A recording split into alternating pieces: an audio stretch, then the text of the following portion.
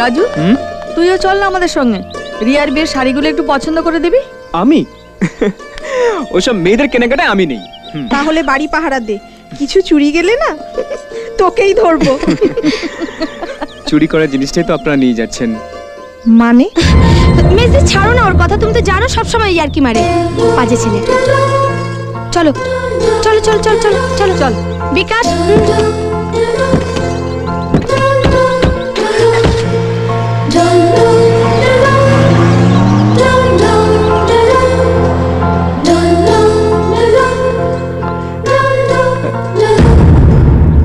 আপনি? তোমার পড়াশোনা কত দূর? এই আর কয়েকটা দিন, মানে পরীক্ষাটা হয়ে গেলেই। পরীক্ষা হয়ে গেছে, তাই আজই তুমি এই বাড়ি থেকে বেরিয়ে যাবে। তোমাকে আমি সাবধান করে দিয়েছিলাম, রাস্তার কুকুর রাস্তাতেই থাকবে, ঘরের ঠাকুর হতে যাবে না। তুমি শোনোনি, আশ্রিত হয়ে আশ্রয়দাতার সর্বনাশ তুমি করবে, এ আমি হতে দেব না। আউট! বিশ্বাস করুন। কি বিশ্বাস করব? তোমাকে আমি ভদ্র শিক্ষিত ভেবেছিলাম, মাঝরাতে আমার মেয়েকে ডেকে এনে তাকে তুমি ভালোবাসার যুদ্ধ শেখাচ্ছিলে। একটা কথা শুনুন, এ বাড়িতে আমার কথাই শেষ কথা। আমি পারতাম দারোয়ান ডেকে ঘাড় ধরে তোমাকে বের করে দিতে পারতাম, কিন্তু আমি তা করব না। আমি অকৃতজ্ঞ নই, তুমি রক্ত দিয়ে সরলাকে বাঁচিয়েছিলে, তাই শুধু মুখের কথায় বলছি, আউট!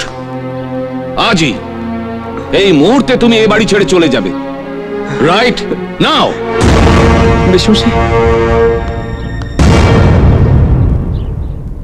আর একটা কথা, যদি ভদ্র বংশের ছিটে ফোটা রক্ত তোমার শরীরে থাকে, তাহলে কোনোদিন কোনো অবস্থায় ওই মুখ তুমি এই বাড়িতে দেখাবে না।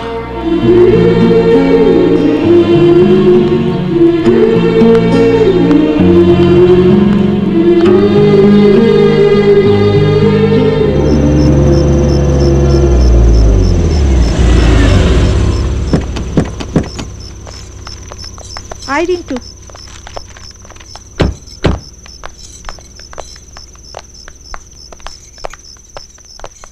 ছোট কাকি তোমরা যাও, আমি আসছি। আচ্ছা। রাজু রাজু রাজু রাজু কোথায় গেল রাজু?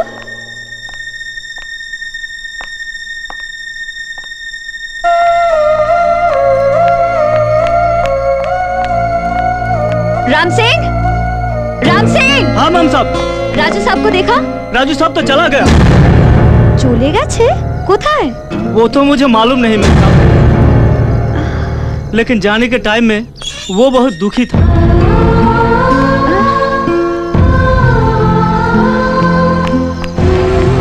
ছোট কাকি কি হচ্ছে তোর?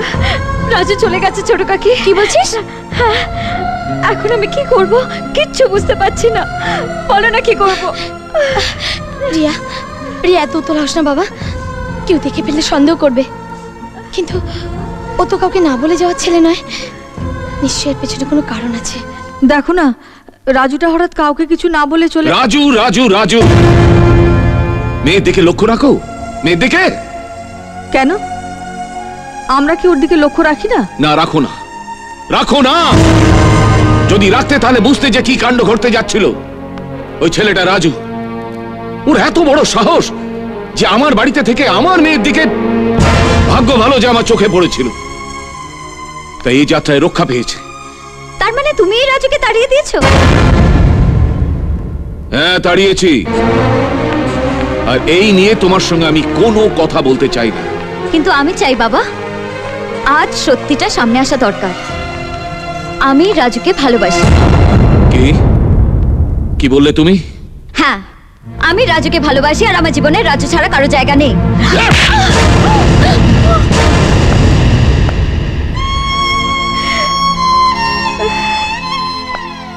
অবাধ্যতার একটা সীমা থাকা উচিত, তুমি সেটা ভুলে গেছো। না, আমি ভুলিনি। আর তোমারও এটা জেনে রাখা দরকার যে আমি দিদির মতো দুর্বল নই যে নিজেকে শেষ করে দেব। কেন দেব? ভালোবাসা কি অপরাধ? চুপ কর মা, তুই চুপ কর। কেন চুপ করবো মা? একবার বুকে হাত রেখে বলো তো, দিদির মৃত্যুর জন্য দায়ী কে? রিয়া, আমি জানি মা, তুমি কখনো তোমার মরা মেয়ের জন্য সকলের সামনে দুপুরটা চোখে জল ফেলতে পারোনি, কিন্তু আড়ালে তোমার আঁচল ভিজেছে। কার জন্য? এই বাবার জন্য। তোমরা কেউ জানো না অপূর্বতার অবস্থা। পাগলের মতো আজও সে দিদিকে খুঁজে বেড়াচ্ছে। আর এই রাজুকে জানো? অপূর্বতার ভাই।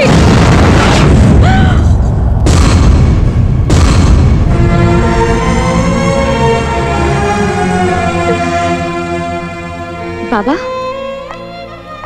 তোমার অবাধ্য হওয়ার অপরাধ ক্ষমা করো। আমি জানি তুমি আমাদের ভালোর জন্যই শাসন করো, কিন্তু তোমার শাসনে কোনো ভালোবাসা নেই। তোমার ভালোবাসা যেন লোহার শেকল, যাকে দিয়ে কাউকে বেঁধে রাখা যায়, কিন্তু মনকে বেঁধে রাখা যায় না বাবা। ভালোবাসা ছাড়া বাঁচা যায় না, সেটা দিদি তার জীবন দিয়ে প্রমাণ করে দিয়েছে। আমিও দেব। রিয়া, রিয়া শোন, রিয়া।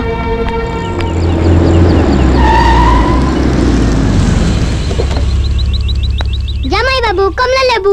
সেদিন ক্লাবে ধীমানের বন্ধুরা মদ খেয়ে রিয়াকে অপমান করেছিল বলেই রাজু তার প্রতিবাদ করেছিল। আর তুমি ধীমানের মিথ্যে কথাগুলোকে বিশ্বাস করে রাজুকে যা নয় তাই বললে। দাদা, রাজু কিন্তু খারাপ ছেলে নয়, তুমি যাই বলো, ওকে ভালোবেসে রিয়া দোষের কিছু করেনি। বর্দা, আমার কিন্তু মনে হয় ধীমান মোটেই সুবিধার ছেলে নয়। হ্যাঁ বর্দা, একটা ছেলে ডিস্কোতে যায়, মদ খায়, হ্যাঁ, ও রিয়াকে কি করে সুখী রাখবে? ঠিক, রিয়া তো ওই কালচারে মানুষ হয়নি। কি জামাই বাবু, কমলা লেবু, তুমি চলে যাচ্ছ যে? পরে আসবো। পালকি থেকে বউ পালাবে, দেখতে পাবে না।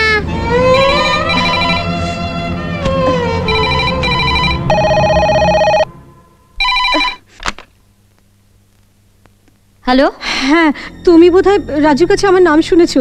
আমি নমিতা বৌদি বলছি। জানো রিয়া, তোমাদের বাড়ি থেকে চলে আসার পর রাজু আমার কাছেই ছিল। আমি ওর কাছ থেকে সব শুনেছি। ওর জীবন থেকে সব আশা, সব স্বপ্ন মুছে গেছে রিয়া। তাই আমি আর ওকে ধরে রাখতে পারলাম না। যদি পারো তো তুমি ওকে আটকাও রিয়া। আমার ভয় হচ্ছে আবেগের বশে ছেলেটা কিছুটা করে বসে। রিয়া, রাজু কোথায়? ও এখন সল্টলেকে বাস স্ট্যান্ডে আছে। ওখান থেকে শিলিগুড়ি বাস ধরবে। প্লিজ রিয়া, যদি পারো তো ওকে আটকাও। ওকে আটকাও রিয়া, ওকে আটকাও। হ্যাঁ, আমি আসছি।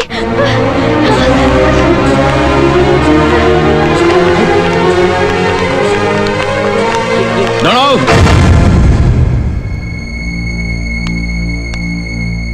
আর এক পা এগোলে জানবে এই বাড়ির দরজা তোমার কাছে চিরদিনের মতো বন্ধ। তবু আজ ওকে যেতেই হবে বর্দা। কি বললে তুমি? আমি ওকে রাজুর কাছে নিয়ে যাব। ছোট বৌমা, এর পরিণাম কি আমি জানি বর্দা। চিরকাল আপনাকে দেবতার মতো ভক্তি করে এসেছি, যা বলেছেন তাই করেছি, কিন্তু একটা মেয়ে হয়ে আর একটা মেয়ের মনের কথা শুনিনি। আমরা কি চিরটা কাল ছেলেদের হাত তোলা হয়ে থাকবো? বিয়ের আগে বাবার, বিয়ের পর স্বামীর, তারপর ছেলের, যুগ যুগ ধরে শুধু অন্যের জন্য বাঁচবো? কোনোদিন কি নিজেদের বাঁচার কথা একবারও ভাববো না? প্রিয়া যখন মারা যায় তখন আমি এ বাড়িতে বউ হয়ে আসিনি বর্দা, কিন্তু আজ রিয়া যখন তার ভালোবাসার জন্য সবকিছু ছেড়ে দিয়ে রাস্তায় গিয়ে দাঁড়াচ্ছে, তখনও যদি আমি ওর পাশে গিয়ে না দাঁড়াই, তাহলে কিসের বন্ধু, কিসের মা? আপনি আমাকে যা শাস্তি দেওয়ার দেবেন বর্দা, আমি রিয়াকে নিয়ে যাচ্ছি। আয়।